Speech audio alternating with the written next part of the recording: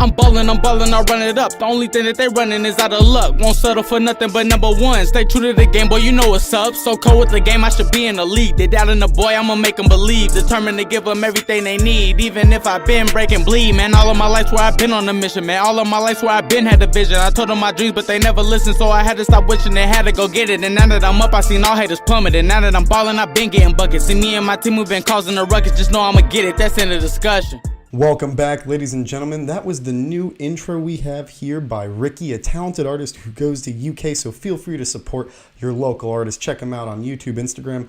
Good friend of mine, and honestly, all-around good guy. But you know what we got to do now? We got to cause what he just said. We're talking about causing a ruckus today.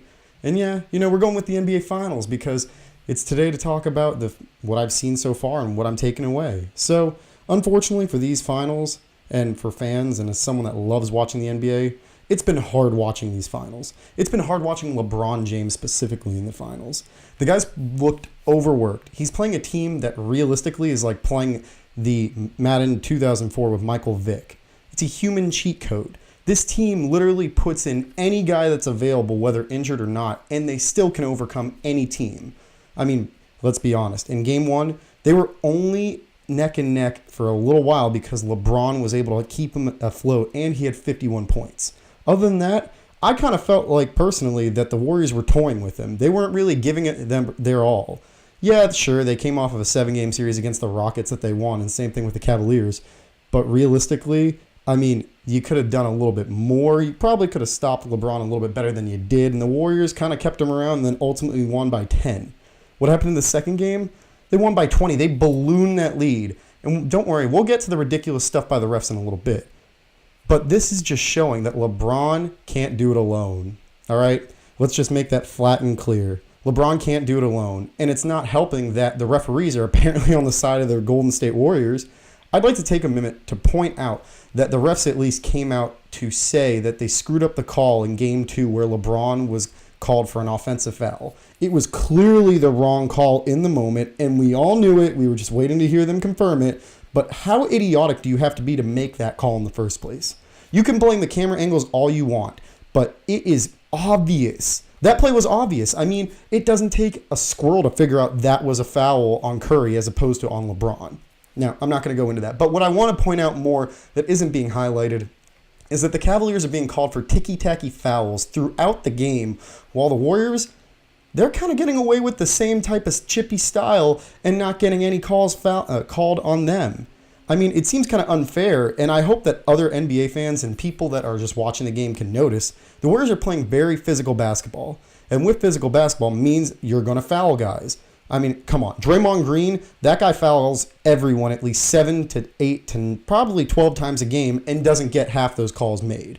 And here we are. The Cavaliers are playing similar physical offense and defense, yet they're the ones that are getting called on those same types of plays, and some of which are just ticky-tacky little plays. Like, they'll get called for holding a jersey when it's kind of, it's shaky. It can be called either way. But my point here is that the Cavaliers are getting screwed by the refs. Fans have noticed it, and apparently all these newscasters are noticing the same thing because they're talking about how the NBA Finals are being ruined by the referees. So the NBA needs to take a step back, look at what's going on, because, I don't know, it seems like it was only 13, 14 years ago that we did have an NBA ref who came out and said that he was calling games inappropriately. Well, I don't want a repeat of that. I want to watch fair basketball. So let's get the refs out of the side of the Golden State Warriors and start playing some, fair basketball. And as a result of this, the Warriors are making the game look easy. I mean, it's sad to say. And as I was talking about earlier, how they're just kind of playing games with LeBron, they're making the series look very easy. The fact that they could beat a LeBron James-led team when he was scoring 51 points and still win by 10, yeah, sure, they were neck and neck. But still, they're making this game insanely easy. Insanely easy. I mean, it almost looks so unfair because LeBron has to play almost an Atlas-style basketball, carrying the weight of the Cleveland Cavaliers and almost every other fan in the NBA that isn't in Golden State on his shoulders, and he can't do it himself. He can't. And you know what this also proves? Goes furthermore to proving my point that the Cavaliers truly regret trading Kyrie Irving. Now, I'll stop and say thank you for doing it because, my Celtics really appreciate having him on our roster. And next year when we have him, we'll be going to the Eastern Conference Finals again, playing the Cavaliers, and then going to the finals next year.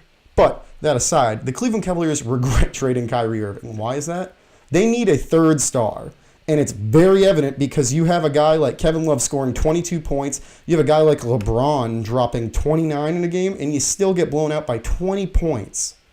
The Cavaliers desperately need a third star, and you're not going to find it from Jeff Green, George Hill, J.R. Smith, and Kyle Korver. It's unfair to ask guys who've been role players or played the role style-esque player on this LeBron James team to step up and elevate their game. You think that Jordan Clarkson or Rodney Hood's going to have that type of production? Hell no. I'm sorry to break it to you, Cavs fans, but Hood's looking like a bust, and Clarkson's looking like a guy you want to be your 3-and-D player, and all you want him to do is basically give fouls to Curry. You want him to take those fouls as opposed to having a guy like George Hill, who's a better all-around player, end up getting fouled and taking him the entire game. And as for J.R. Smith, I know it's crazy to NBA fans to think, but I am questioning why the hell J.R. Smith is being paid this much and still in the starting lineup. Yes, he's a great defensive option. He's able to help out and switch on screens, and he really realistically does spread the floor for LeBron. But to fathom that LeBron is playing with a guy like J.R. Smith, who would make such an absent-minded play at the end of Game 1, which I am blaming solely on J.R. Smith, is baffling to me. And the fact that he's still starting is baffling to me. I'm of the corner that says Rodney Hood should start getting more playing time and maybe take a little bit of J.R.'s minutes. That way they can see about getting him involved in the offense. And Hood is a great offensive player and could serve as a great option for these Cavaliers. It's kind of baffling to me to see that they're not utilizing him yet. But all in all, in the NBA Finals, I see LeBron James getting knocked out in 5 games, people. It's just a bad year for him. He's facing the wrong team at the absolute worst time, and it's sad. And thankfully for him, because this team is so good, it won't affect his legacy long term. And yes, I said it right here, right now. The only way this finals run will change LeBron James's legacy is if he won the finals, and that would make him one of the best players of all time, possibly solidifying him as the best small forward and maybe putting him in that GOAT conversation. But other than that, this is like an asterisk to LeBron. You're facing a team that has literally 4 interchangeable great players, 3 of which are the best shooters in the NBA, in Durant, Curry, and Thompson. By the way, I'd like to take a moment to shout out Klay Thompson for coming back from that leg injury and playing his mind out in Game 2. Nothing but respect for a guy like that. Nothing. And those are my takeaways from the NBA Finals, ladies and gentlemen. It's sad and great at the same time, but we're seeing the best of the best play. And I'd say best player versus the best team right now playing in the NBA Finals. And ultimately, the best team is going to win because you can't have one dude that's just dropping 51 to win. And we saw that in Game 1. All right, guys, we got to talk about one more thing today that's really on my mind, and that's by far pissing the living crap out of me. To the NBA fans that legitimately think that Jaylen Brown has the potential to be traded to the Dallas Mavericks or any other team in exchange for a top overall pick, sit down and be quiet. There's no way to put it better than that. It is not happening. Jaylen Brown solidified himself as one of the core members of the Celtics' future with this year's playoff run, averaging 18 points and 4.8 rebounds. This guy was the leader of this Celtics squad on both the offensive and defensive end. Yeah, you can count Jason Tatum, but he was a rookie, and this guy, Brown, was the legit deal. No one expected him to be this good out the gate, especially in a draft where the top 2 players were basically A-plus talent, and then everyone else was maybe B from what I was thinking back then. Jaylen Brown is one of the most important players on the Celtics roster right now and will be for years to come. So anyone who thinks otherwise is, I don't even know how to say it. You guys must be treating the NBA like the WWE, just expecting weird things to come out of nowhere. No, this is business, and business shows and dictates that you keep quality assets. Jaylen Brown is a quality asset. Now, if we're talking about potentially trading for Mo Bamba at the 5th pick with Dallas for maybe Terry Rozier, the 27th overall pick, and another player or a pick, that seems more realistic and viable to me because we have Kyrie Irving coming back and we have Marcus Smart who's up for free agency, so we could potentially sign Smart or re-sign Smart and utilize Terry as trade bait. But come on, Jaylen Brown, this guy's going to be a Celtic for the next 10, 20 years. There is not a chance in hell that he gets traded, all right, people? Let's squash those rumors while we can, all right? Now, the last thing I want to talk about today is a little bit more personal. It's not sports related, but it's definitely related to me.